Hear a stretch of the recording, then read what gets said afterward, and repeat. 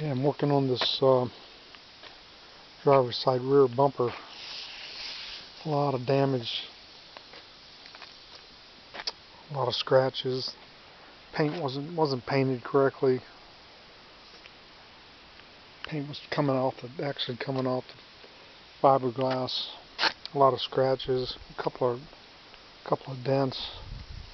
I worked on this gas tank lid already.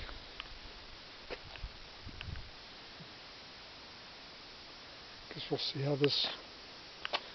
Put a new emblem on there. Let's see how this comes out. 3 coats of filler primer, sanded down with 800, and 3 coats of regular primer.